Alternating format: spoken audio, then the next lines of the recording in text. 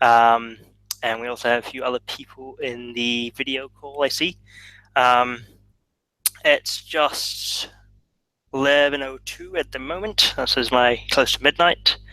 So just give it a quick 1 minute. Okay, so in this sort of webinar, it's going to be a very special webinar because this is our first webinar.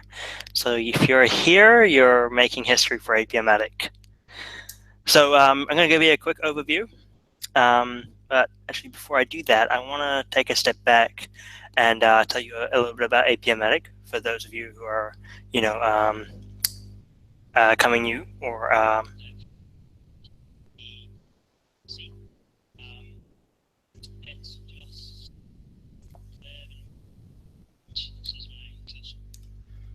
somebody's not muted.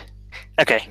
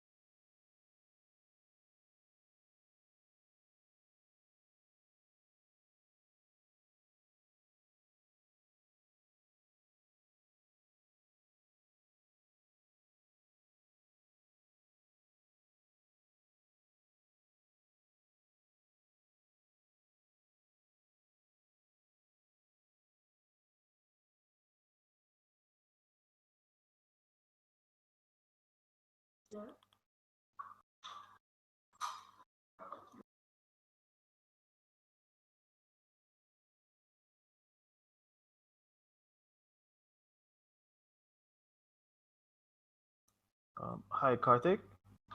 Are you there? Kartik, I can't hear you if you're saying something.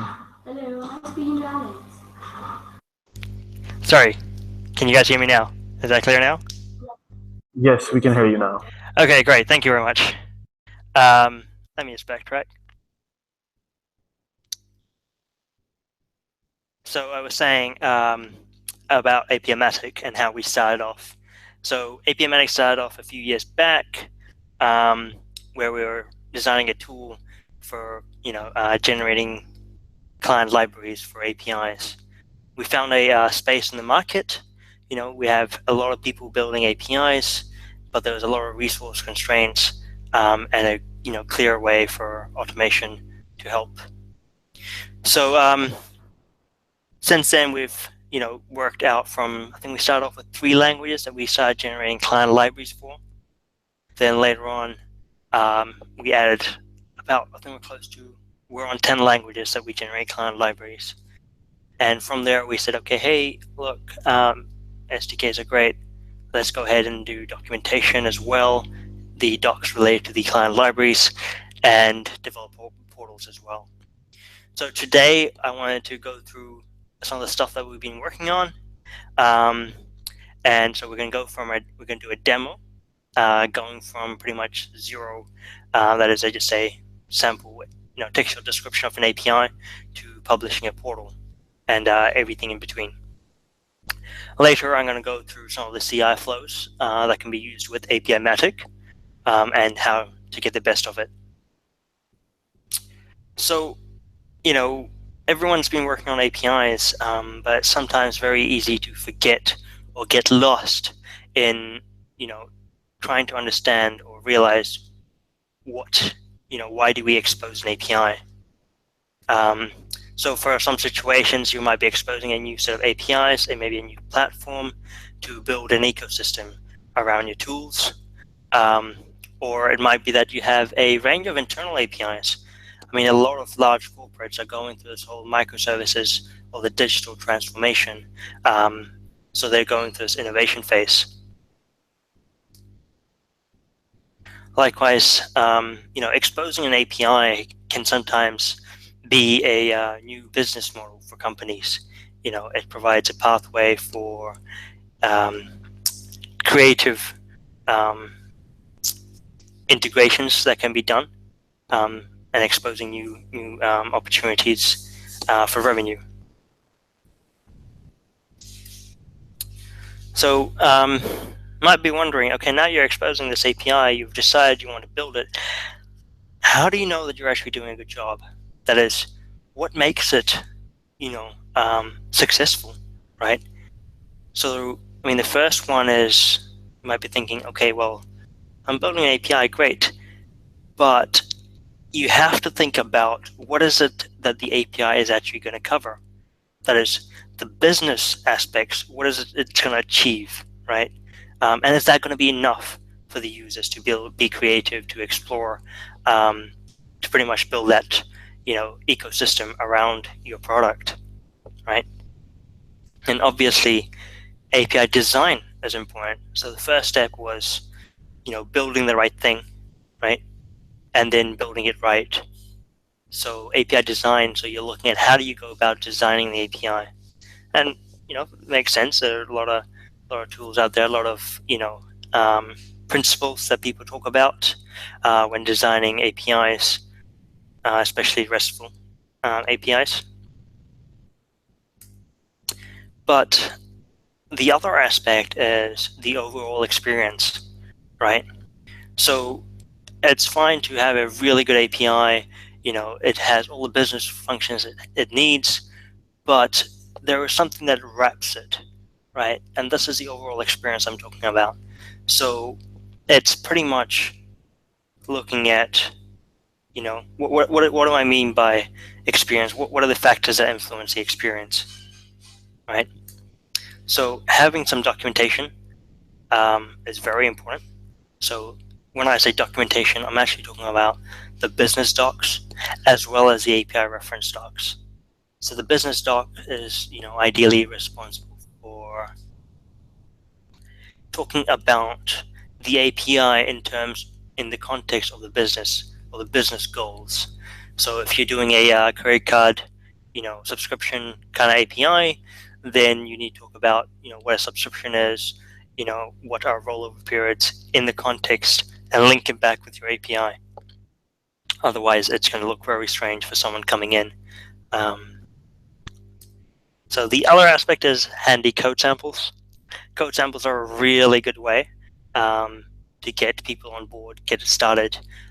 It's, in my personal opinion, I think it's more it's a hacky or a quick script, test out the API, learn how to use it, play around with it, but not something that's incorporatable with a project at runtime, right? And obviously the next big step is now you want to talk to your developer community. You want to make sure you're there in the language that your developers speak. So if you're writing a utility API, maybe that most of your developer community is to do with backend servers. Maybe not necessarily like front-end JavaScript-y because of your authentication types and whatnot. So having this range is fairly important as well. And the second step is to make sure they're up to date.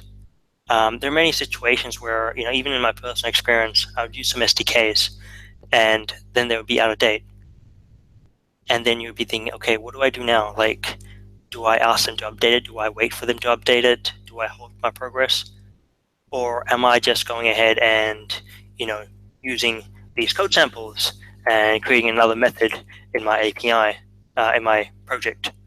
And that obviously, I guess, for any developer, it's a bit of a mess. It's a bit of a technical debt that you build along, which isn't so nice. And the last bit is, okay, well, cool. You want everything to be integrated into your CI/CD process, right? You want to automate where you can, so you can maximize your resource usage, right? So what are the challenges today that, for achieving this success, basically? So you obviously have the developer time and the QA time, which is going to cost you a lot of money. So if you're going to be building SDKs, your API is updating, you need to rebuild those SDKs, and you need to get them tested. You have to get the front end tested and everything. So you can see that it actually adds up quite a bit of time. And this is separate from actually developing the API. And obviously, if you're going to be supporting SDKs or even have some sort of support platform, whether you have a Zendesk or some sort of other help desk, people are going to be asking you questions saying, hey, look, I'm calling your API in PHP or in Java. Here's the code snippet. It's not working the way it should. And, most of the time it's that they're not providing the right parameters, or there's some sort of, authentication stuff missing. And this causes issues on your support, because, hey, you do want your customer to get that value you're providing. And you combine this with long release cycles. So you really should think about what is the time that's taken to go from an API being, a new version of the API going out there, to people consuming it, to updating all the resources, all the code samples, anything else, as part of that release cycle, because it really slows you down.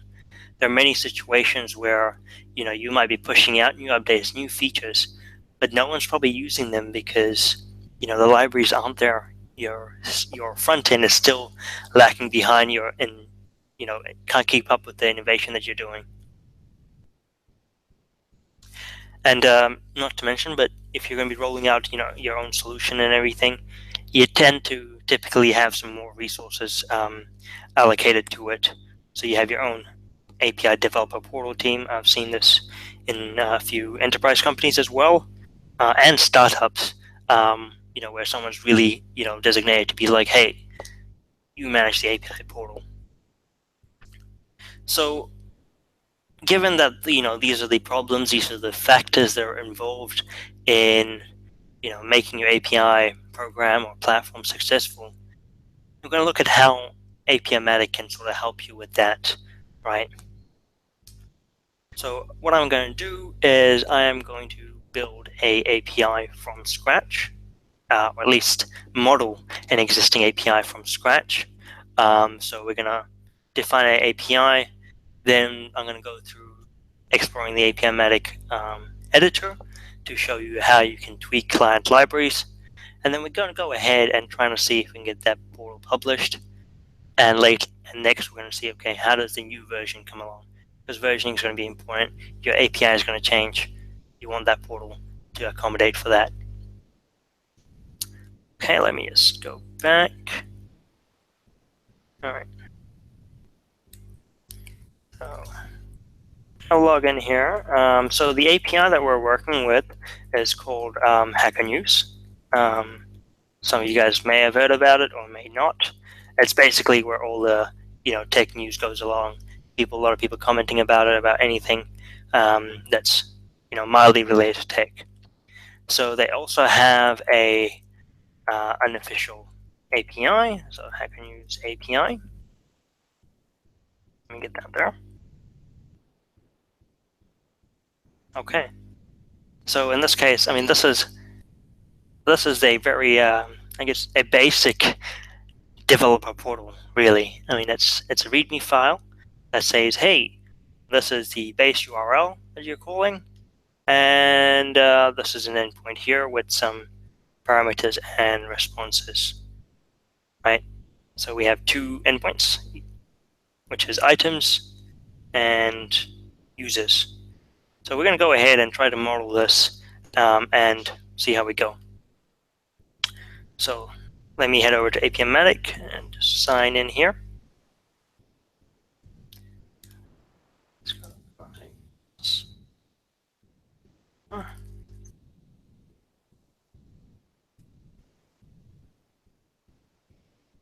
Okay, cool. All right, so once you log in, you're going to see your list of APIs are there. So we go ahead and we are going to go create a new API. So we will call this Hacker News. And obviously the base URL, we will get that from here. This will be the base URL.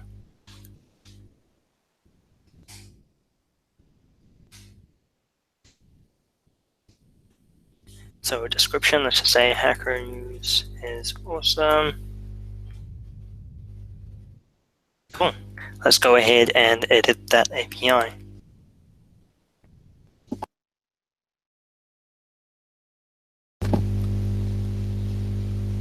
Okay, cool. So this is APIMatic Editor. So this is our, I guess you can say, UI-based editor to model your API. Just before I go there, we can go back to the dashboard. Creating an API is one option, or creating or modeling an API is one option. You can also go ahead and import. So we have a range of API descriptions that are already out there. For those of you who are unaware about API descriptions, it's basically like API metadata that tells you, it's a machine readable, description that says, hey, this is my URL. These are the inputs. These are the outputs. That's basically it. There are different standards in the ecosystem, which I probably won't cover, but a few popular ones would be like Swagger, Raml, API Blueprint, and Postman as well. So if you're a developer and you love Postman, you can import your Postman collections right here too. But going back to our editor, so on the left-hand side, we have a few different, options. So you have your settings and endpoints. This is pretty much like the URL and verb that you hit. Types, which is, the models, whatnot. So we'll go ahead and we'll explore these further on. But I want to go ahead and create a new endpoint. So the endpoint we're going to call is the items endpoint. And it looks like you just hit the URL specifying some sort of ID. So let me copy this link. And I am going to say get item. I am going to group this under the items class. Gets an item for a given ID. Right. So we can obviously say whether it's going to be a get put post. In this case, it's going to be a get, and this is a URL. So this previously was part of the prefix, and this is where the template parameter goes. So we are going to call it item ID. And I'm going to be adding a new parameter here called item ID. The ID of the item, I guess. And so now you have the ability to say, okay, hey, is this parameter, what kind of type is it? And it's a template. And we can give an example here. In this case, they have an example of 8863. So you'll see where these examples are used shortly too. We'll go ahead and save the endpoint. So now that we have the request part done, we need to look at the response type as well. So let's go ahead and do that. So response type is void. What we're going to go do is go create some new types. And frankly enough, it's actually very easy if you already have your JSON models.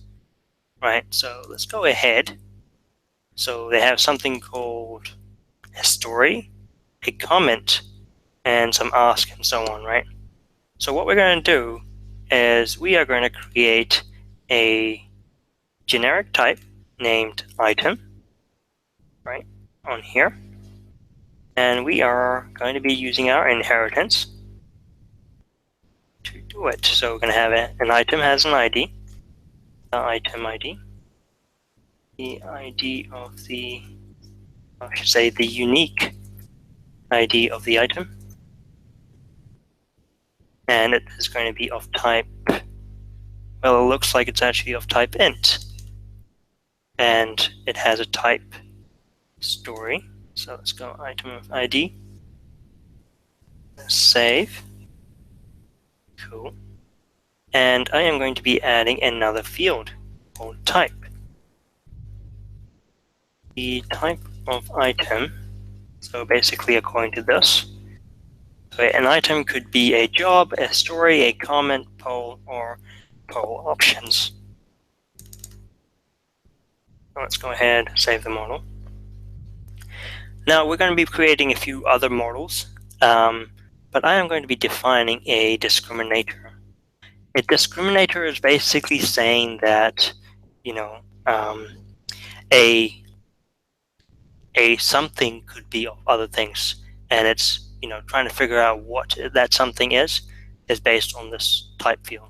So an item could be, as it said, subclasses or an instance of a job, story, comment, and so on. So we're going to use the type parameter or type field to figure out what we should deserialize our response into. So let me just go back to the endpoints and set the response type as item. Save the endpoint. And now we go back. So let's define a story item. And we literally just paste, copy the JSON here.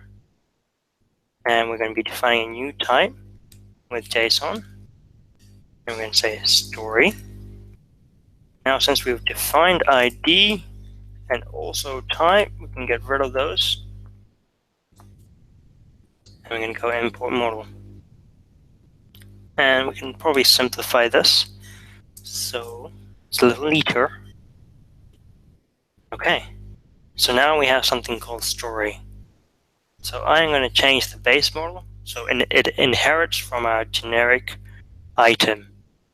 And as you can see, it says, hey, look, what is the discriminator value for this type?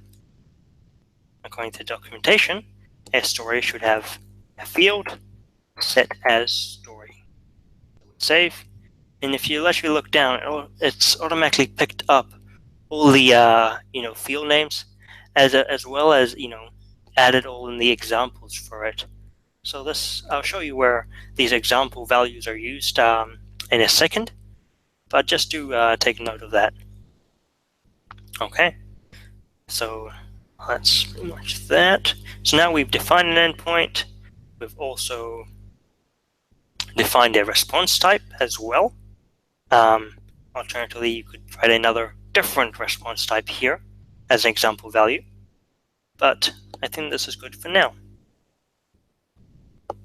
Okay, so typically when you're developing API, you might be going. So actually, I said I will go through these options soon, so we'll do that now. So basically, we have a section for server configurations.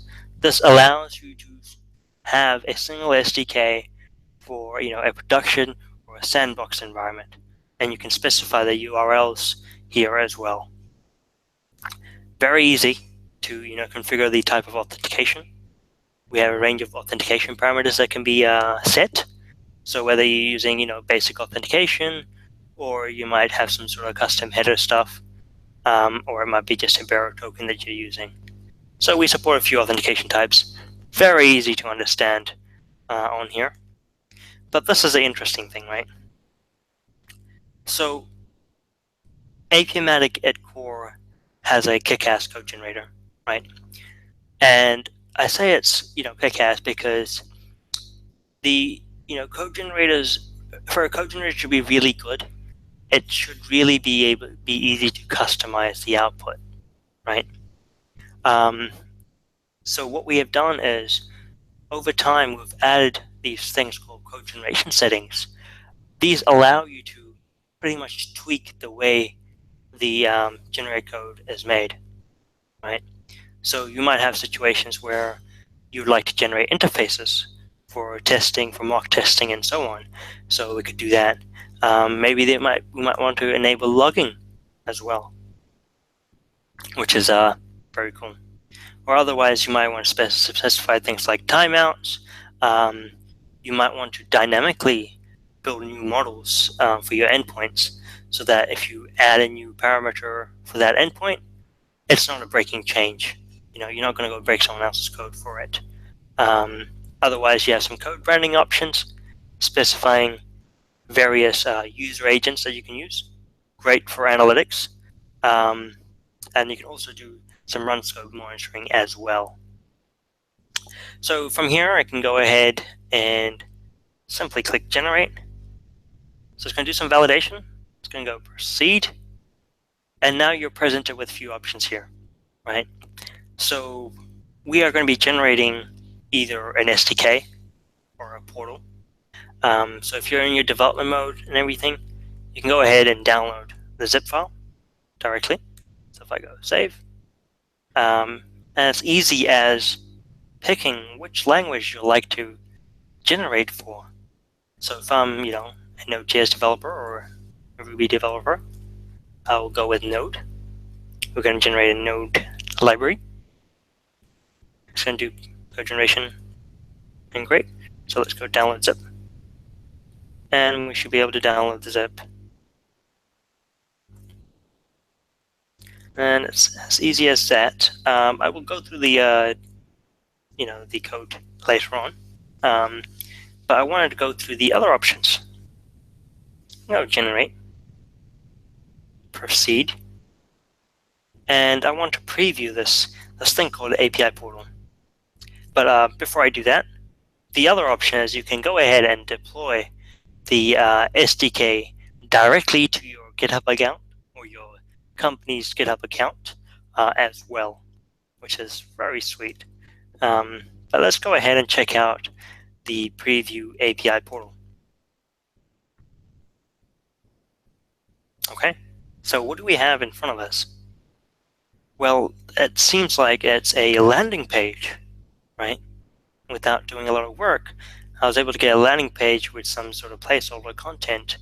But if we check out the API reference here, now this is interesting, right? So it has all the different languages, and it looks pretty sweet, as well as the various endpoints we have. So if I go how to build, and saying, okay, cool. It's telling me it has some sort of walkthrough on how do I go about building this new SDK, referencing in that project, and going ahead and pulling it.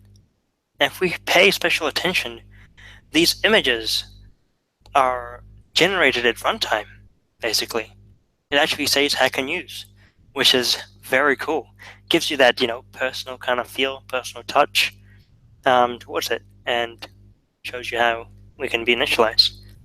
So it does this for all the other, major languages.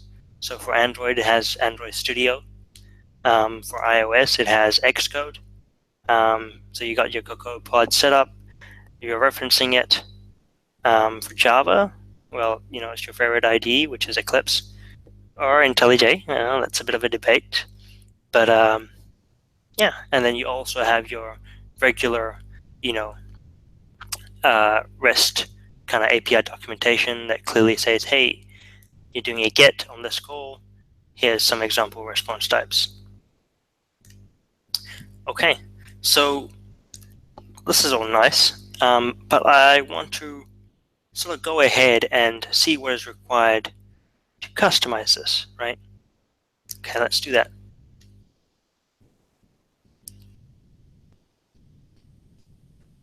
Okay, so this is our portal customization or API docs editor. So we're going to say Hacker News is the best place to get your tech news. And we're going to go ahead. Okay, cool.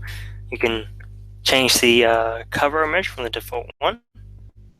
And I have selected a few that we can use. We'll go with this one here. Nice, looking the part. So we'll select a new logo as well. And the Hacker News logo goes there. Now, Hacker News is obviously orange.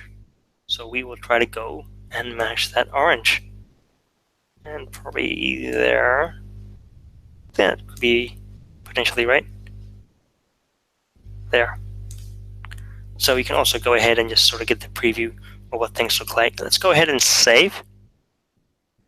And you can see you get a nice preview of what that portal that was, previously blue, but now it's more in line with the company's color theme, and very easy to toggle off languages. There's a thing called export button, which I'll walk through shortly, as well as you can see all the different languages that you might want to keep or not. Choice is yours. As easy as toggling a switch. So you also have the ability to add custom sections. And these are just text that you can add. So I've added some text for us here. Just a few welcome. So proceed. I'm going to add a new section here. Authentication. Well, it doesn't really require any authentication, does it? No. And I'm going to add another new section here. And, you always want to be listening to the community. So perhaps you might want to click us an email, or flick them an email, I should say, or proceed. And as you can see, it's all neatly added in. Save. And let's head back. What else is there? So you can obviously select the website URL. So if someone clicks on the logo, where to go. You can change the navigation links on here, on what should that point at. So let's go ahead and publish. Right? It's going to say, hey, you have two options. You can either get it white labeled, and that's something that you have to contact us to do at this point. Otherwise, you can go ahead and just host this publicly on APIMatic. So let's call it HY Hacker News Webinar. And we hit done. Now this is going to go ahead and says, hey, version 1 has been published. So now we're here. In the company's color theme, customize content here, pick out a language, and there it goes. Starts loading away, which is fairly cool. And I didn't require to do any coding at all. All this is done within 20 odd minutes, which is very sweet. So you can go ahead and download the SDK from here. So let's go save. In this case, we're downloading a library. Let's go extract. So we're just going to take a quick sneak preview on inside the SDK. Meanwhile, Visual Studio decides to load. Maybe I can just open it with code. It might be quicker. And yep, code is always quicker. Yay. So we're split into controllers, models, and utility classes basically. It also comes with the README file. Documentation required. So if you have a Markdown preview installed, this will be pretty awesome. But let's go look at that items controller we did. And as you can see, the code is very neatly commented and neatly formatted. And we see that we have get item and get item async, which takes in that ID, adds it to the template parameter, adds a few headers, makes that response, and returns the deserialized item here, which is fairly cool. Okay, so let's Visual Studio. Let me head back. So you're more than welcome to play around with this. This URL should be publicly accessible now. So if you want to feel for it, you can go ahead and download it. So the other thing I want to talk to you about was this export button. Now, this is very interesting. As an API provider, one of the things that you want to do is allow people to interact with your API however they would like, right? Whichever tools they feel comfortable in. What we find is a lot of people love Postman, so it's very easy to get your Swagger or your RAML or your API blueprint, import into APIMatic, expose a Postman collection, and now people can pretty much import that collection and are good to go to start hitting your API as well. Talking about hitting your API, I wanted to show you something. If we go to .NET or any method, for example, we actually have here is the method signature that is required in .NET.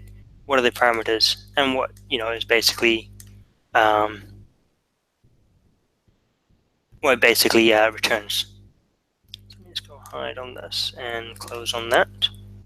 Okay, cool. So here you'd see what are the parameters required, and you can actually go ahead and hit run. So this will make the call, and you can see, hey, look, it actually returned a response saying the story is by D. Houston and has some title, whatnot, which is pretty sweet. So the other cool thing is, if I were to say, let's change this. Now you notice that the numbers also change. We can go show config here and view something called a complete file. Now what you have here, let me just go ahead and copy this and paste it in our code. Do I close Visual Studio? There we go. It's actually essentially a working example on using the library, so referencing it properly, and making that call, which is pretty sweet. Now, I mean, in this case, it's only one parameter, but you can imagine a more complex parameter, some sort of JSON bodies involved, and it can be quite useful to get those samples. I also mentioned there are some code samples that are being used, and as you can see here, so from the JSON that we imported, these act as code samples, which look very nice indeed. So that's pretty much going from 0 to portal, right? But now, your API is out in production. Now you're going to be thinking about how do you go about, making a new API version, right? So let's head back to, and close that. Go done here. Let's head back to the dashboard, right? So we have our Hacker News API, and now I'm going to add version 2 of it, right? So we have two options. Either we can click fork and start making those changes here. So we can say, hey, this is 2.0, and go ahead. So it will duplicate that API definition, replace as 2.0, and you can make your changes on there. But the other way is you can also import a new API definition. So I'm going to call this 2.0, and I am going to pick off the API description. I'm going to go create a new version from this API description. Does some validation, everything seems to be passing. And just let's take a quick peek at some things that have changed. We can see that, hey, we have a lot more models. So the endpoint is pretty much the same, but we have a few different models. So we have something like the comment that extends from this generic type of item. But we also have something called test cases. Now hold on, what's this? Well, test cases is a way for you to define an input and the expected output, right? And how do you go about matching it, which is really pretty cool. And then what happens now is these test cases, they get mapped to unit tests with the SDKs. So not only do you have these things running as part of your CI, it means that your API is tested, your SDKs are also tested as well. So let me go ahead and publish this new version. Let me just update that existing version. Great, it's been updated. Getting started. And hopefully we should see another version. Let's go generate. Oops. Preview the portal.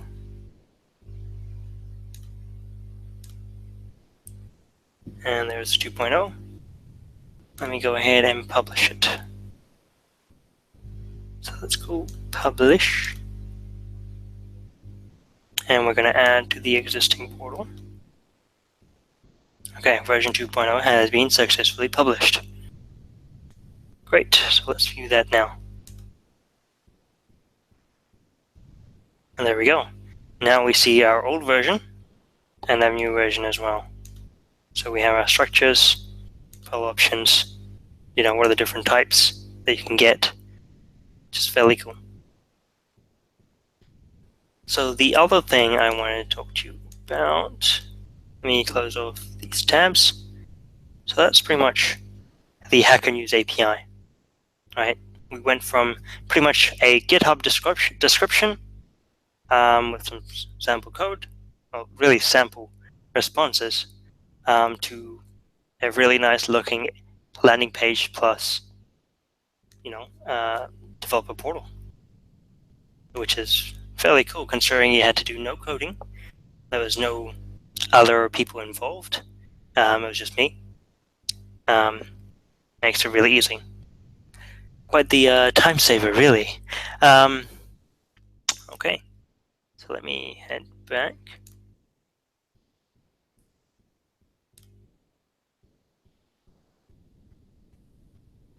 Okay, so we're here. So to sort of recap, what we did is we defined a new API. We were looking at various code generation options, customized the portal so it matches our company's color scheme. We published it so it's publicly accessible, and we also went ahead and added a new version with relative breeze. So the next step, you're thinking, okay, hey, look, everything's great, it's awesome. As I mentioned, you want to be automating wherever you can, right? So where does CI, CD come in with APIMatic? How do we help with that, right? So there are a few situations or a few areas where automation can help, right? In the previous example, if I just go back and we look at here, in the code generation settings, you actually see a section called Continuous Integration Settings. Now what that says is it integrates, or the SDK is made to be CI friendly. That is, it comes with a configuration file generated as part of the SDK so that it can be invoked fairly easily. So in this case, you can generate a Travis file, deploy it to GitHub, and then get Travis, kick off those tests, do those builds for you, and then you can merge into master and go ahead. Now I won't go through that for this demo, just because we do want to keep our focus spot on. But going back,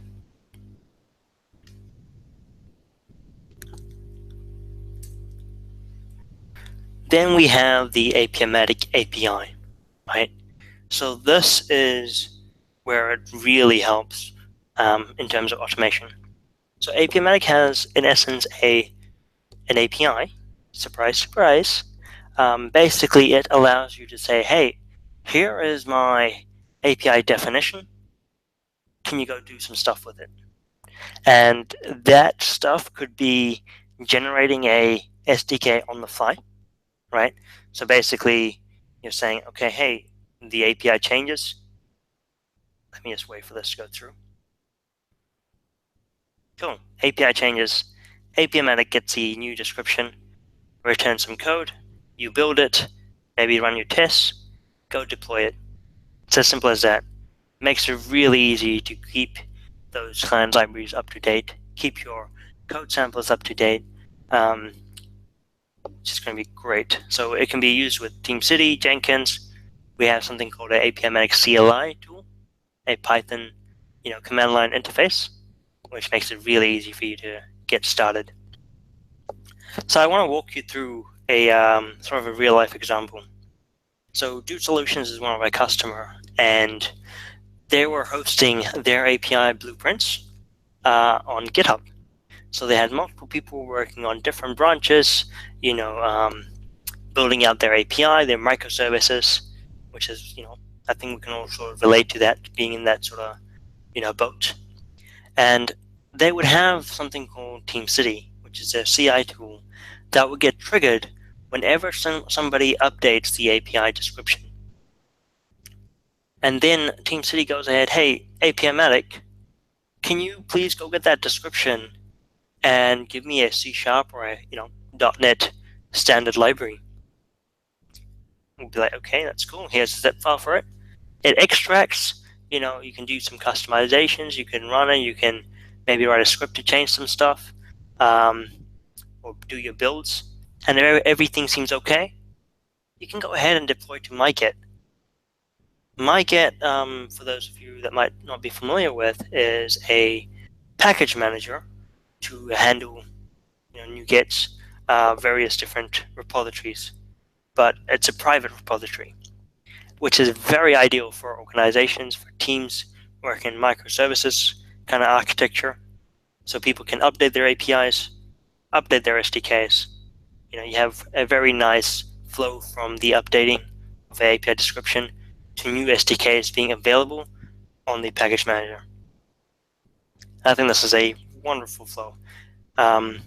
So this is pretty much the difference, right? The APIMatic difference, right? Before they were upgrading their, evolving their APIs, it used to take them a week because they have to update the API, the SDKs, hand them out, get feedback. But now all of that is sort of eliminated. Sort of really made easy because you simply put your, time in maintaining the API description, which is a lot easier than maintaining 10 languages, right? So, yeah, which is fairly cool. So we're pretty proud of that. So, yeah, this is a few of our customers. And I'm going to open the floor for questions. So, Faraz, are you there at the moment? Ooh, let me stop sharing my screen. There we go. Oh, hey guys. So, do we have any questions?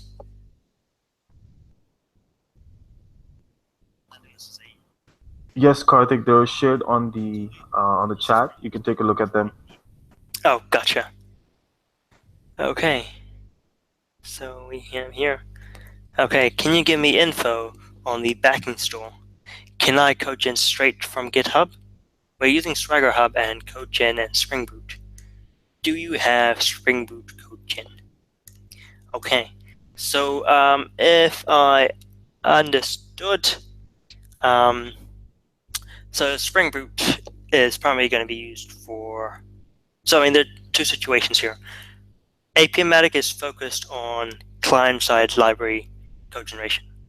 That is, cogeneration to help you consume other services. I'm not coming from a Java background, but the APIMatic API is essentially stateless. So if you're able to generate a Swagger file from, your Spring Boot project, which I think you can fairly easily, you can pass that along to APIMatic and get a zip file. Okay. So it's that. Also, do you support a feature like Swagger Hub's domain files? We use these heavily. What does the roadmap look like in terms of features and functionality?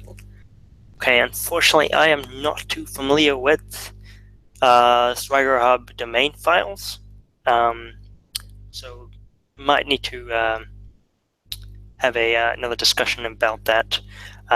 where you can sort of fill me in, and I'll tell you what the equivalent way of APIMatic doing it that way. In terms of the roadmap, that's a really good question.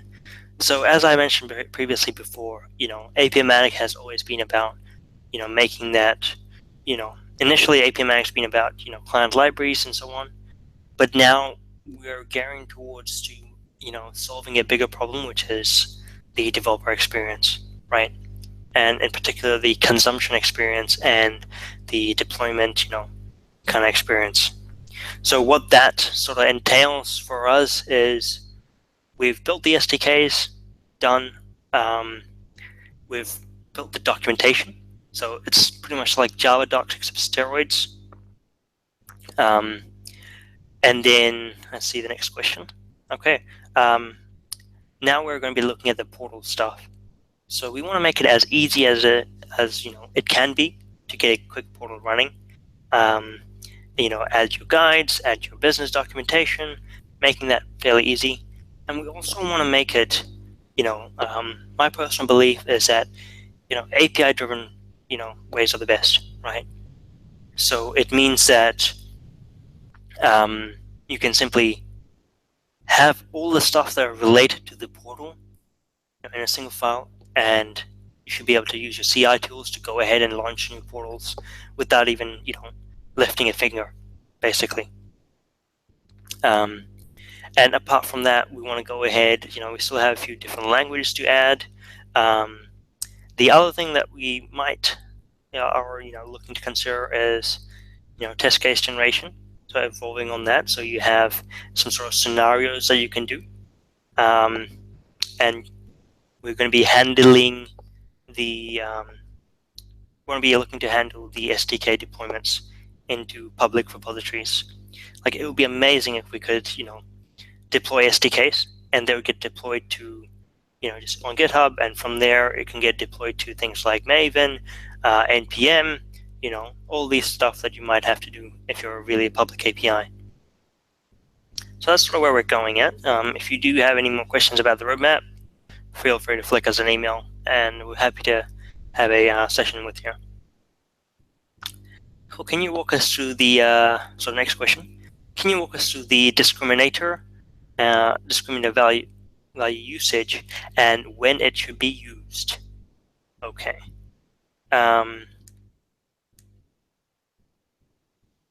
Okay, sure. So if we go back, I'm going to share my screen here and quickly hold on. There we go. Okay, so in this case, in version 2, right, the way APIMatic does this discriminator is we look at, the easiest way I find it is look at the base class, right, and say, okay, what does that field have?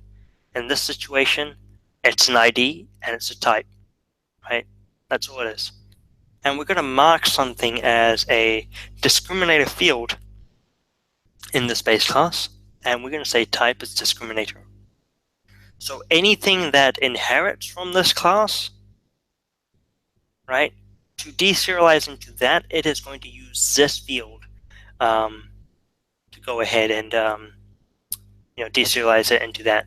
So if we look at the comment, it says, hey, look, the base model is item, and it asks for a discriminator value for the discriminator type. So what is the value for the field type to deserialize into this class? And in this case, it's comment. In this case, it's job. That's one way to go about it. Personally, I'm not a huge fan of discriminators, mainly because I believe, it should be easy to figure out what the response type should be, and there shouldn't be multiple response types. So if you want to have one big object, that's one way to go about it. I can see the value for discriminators, but it is a bit of a pain to use, in the general context, not just in APIMatic's context. But that's just, personal opinion. Okay, so back to the domain files question. Okay, domain files allow defining the models only from the same person who is asked the question, independent of the API. Since we have N APIs that share a model, that share a set of models. Thank you for the answer about the Cogen. Makes sense that you do client-side Cogen. Only we're using server-side Cogen, Spring Boot. Yes, that's sort of what I assumed when you said Spring Boot. But yeah, APIMatic, currently we want to get client library code generation spot on, right? Working out of the box for the gazillion scenarios out there, and also looking at the experience around it. So, okay, at the moment we don't have something called domain files, simply put. But, being a private company, domain files is something that can be fairly easily added, in APIMatic's opinion. It's as simple as saying, hey, look, this is a reference file, go use it.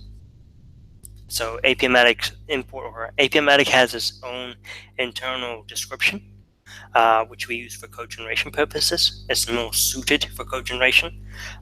So I don't see any sort of issues, trying to support domain files from the Outlook. Okay, so the next question is, I hope I've answered your question, by the way. How to set default code generation settings for all the APIs. Is there a way to set it up? I have Postman collections, which uses environment variables and data files.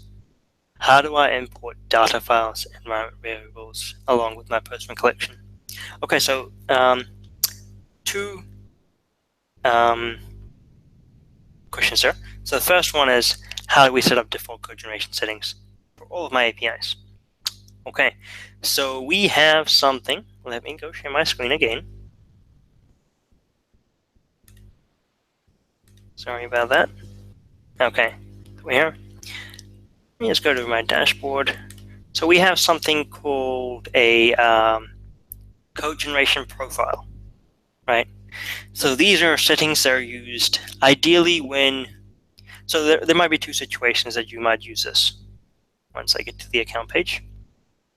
Okay, so basically the Cogeneration Profile allows you to assign defaults that will be used in place of the regular descriptions. No.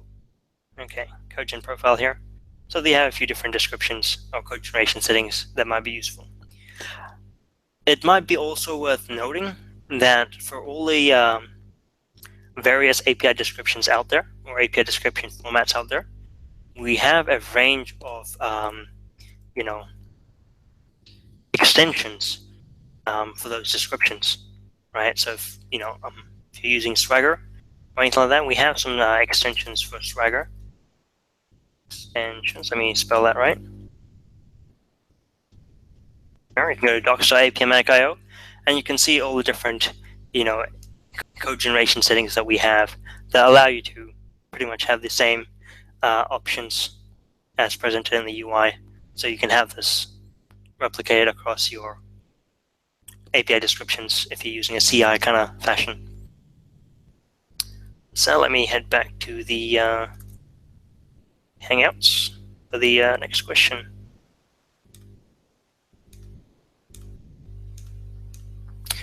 Okay, so I have Postman collections which uses environment variables and a data file. How do I import my data file and environment variables along with my Postman collections?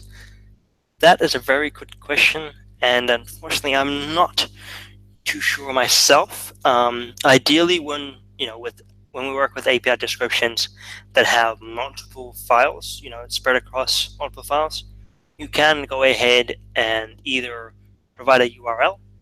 In this case, you might not be able to, but you could zip up the files together and send it to API Transformer, which is another product of ours. It's pretty much the PDF converter, but you should be able to import it through a zip file. But yeah. So going back to the inheritance from models, we struggled with that with Swagger Hub and ended up making flat models. I noticed that you support API fields of type dynamic. Do you have a working example that uses the dynamic field? Okay. Yes, inheritance from models. I mean, that's one of the nice things about APIMatic, right? We don't require you to learn a API specification format. Most of the times you might be thinking, okay, hey, what is the best way to describe this? Or it's just not working the way I want it to, some sort of random error about some parsing. Using an API, Matic tool, the editor, it's so simple, it's UI based. So you can sort of figure out what's going on. When you get new team members or whatnot, it's fairly easy. You're not locked to anything. And the fact that you can export to various specifications, which is pretty cool.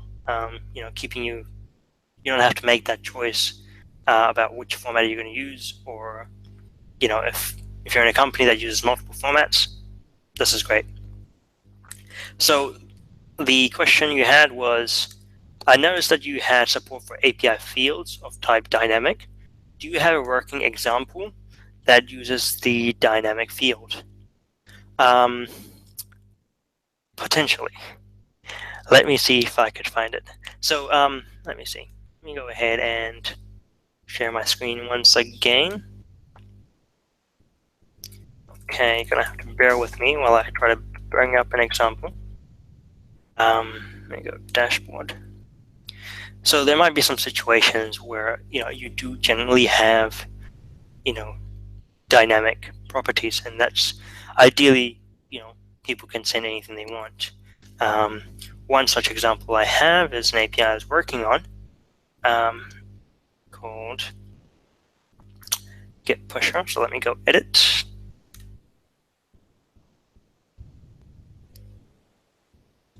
So I'm building a new API that allows you to integrate between various Git providers. So here, if I go to, let's just go to GitHub, and I want to create a repo. So here you have something called, it's a body, and it's a type new repo. So let's go check out that type. So it's a vendor generic object containing information regarding new repo details. This can contain vendor-specific information in the field other params.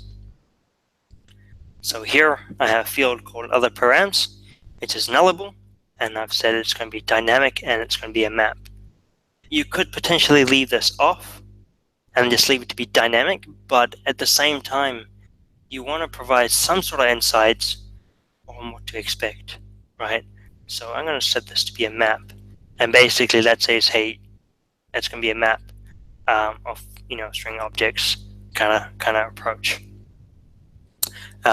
So this could be one use case for dynamic fields. Alternatively, you can have dynamic fields in other places or equivalents. So if you have some sort of form fields, you can say, hey, I want this to be dynamic.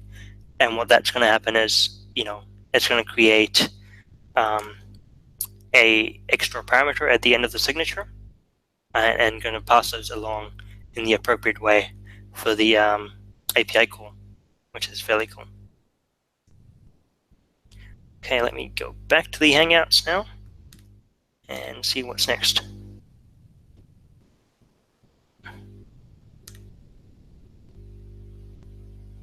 Okay, so Afraz, do we have any more questions? I think that looks like the end of it. Yeah, Kartik, we'll wait for a couple of minutes. I've shared, I've put it in there. If anyone has any lasting thoughts, we'll just wait for maybe a minute or so, and then we'll end it. Absolutely, that sounds good. Let me just, while I got people on the line, I'm going to walk you through that API transformer I was talking about. Now, this is a very cool project that we did, and actually, came out of pretty much nothing, a simple idea. So as we supported multiple different formats for us to import in, we've had customers asking, saying, hey, is it possible to export, API Blueprint or Swagger or, Postman collections from my description? And then we thought, hey, look, API Transform is a great idea. It's very common for companies to have, different teams using different specifications because that's what they feel like. So you can go ahead and simply provide a URL or a file upload and pick out whichever specification you want and get that out, which is fairly sweet. And obviously there's an API for it as well. So you can call the API to generate conversions on the fly, which is fairly sweet. Really cool if you want to use your existing API description as an input to another tool, perhaps, which is fairly sweet. But yeah. So smell it.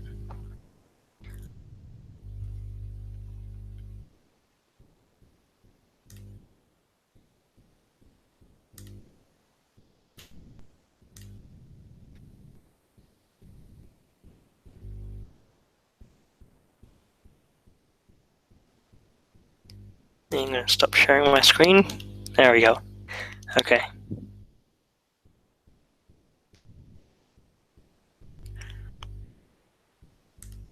Okay, I guess there are no more questions.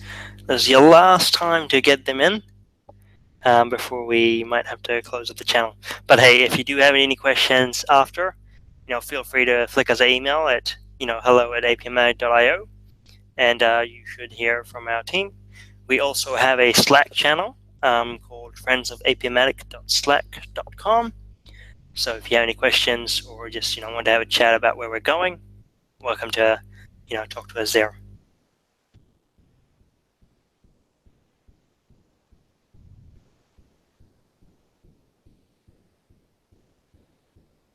But it looks like there is a bit of a lag, I'm told, so we won't end it yet. But I'm here to answer any questions you have.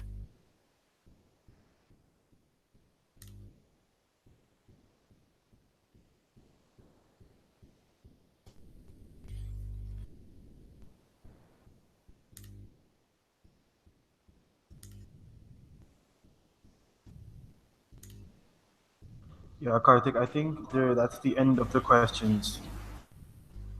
All right, great. Well, hey guys, thank you for attending the call. It's been really awesome to talk about APIMatic and tell you where you guys are going, tell you where we're going and all. So as I say, if you have any questions, ping us. We'd love to hear from you. Thank you. Thank you so much, everyone. We'll keep you posted. Share us your thoughts, suggestions, questions, or recommendations, anything you have in mind, and we'll definitely look into it and get back to you guys. Looking forward to staying in touch. Take care, and thank you for attending. Thank you, guys. Have a good day.